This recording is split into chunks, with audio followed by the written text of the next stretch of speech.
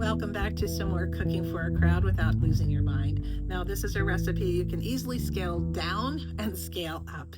And I am making a delicious sun-dried tomato spread to be served at our VIP event alongside our various red wines at the Garlic Festival. All right, I love this recipe that I created because it can be made in advance. This is now 3 days ahead of the event. And so I'm just gonna make this up and put it aside in the fridge and just pull it out about an hour before I serve it on the plate. So it's wonderful served with baguettes. You could use it as a dip for or filling for vegetables to stuff, for hors d'oeuvres. It's just a wonderful recipe. So, and it doesn't take too much effort. I will say it might take some time, but it's the kind of time where you do something and then you just leave it for an hour or two, come back to it.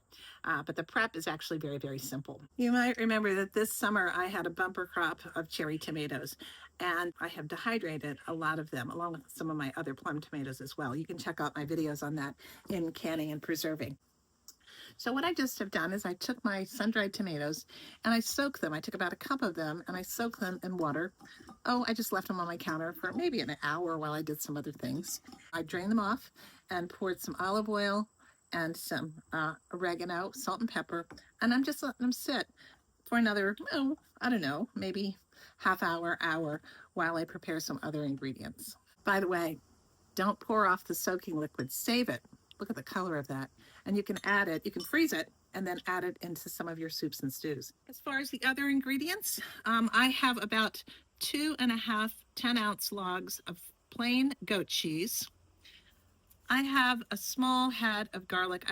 I used 2 cloves per each log, I think. So that's going to be about 6 cloves of garlic.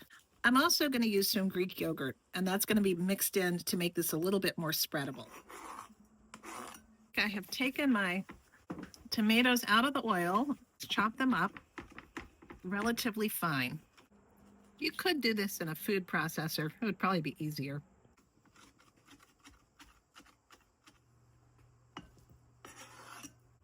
Next, I'm going to take some more oregano. Just sprinkle it in here. Mix this all up really well. And put some salt in, a little bit more salt. And pepper. And I'm just going to put a tiny bit of cayenne pepper in. Now we're going to put the goat cheese in. And into that, I'm just going to add a couple of tablespoons of Greek yogurt. This is full fat Greek yogurt, plain.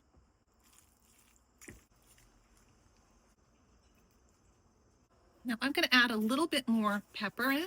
More salt, just a dash of the red pepper more, and of course some more oregano. All right, let's give it a taste. Perfect.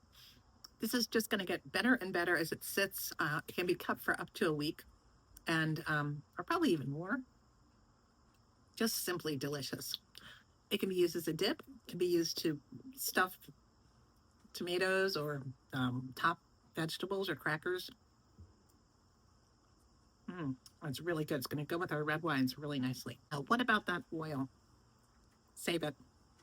Just put it in a jar, and you can use it for marinades. You can use it for salad dressings. It's just tomato infused herby olive oil.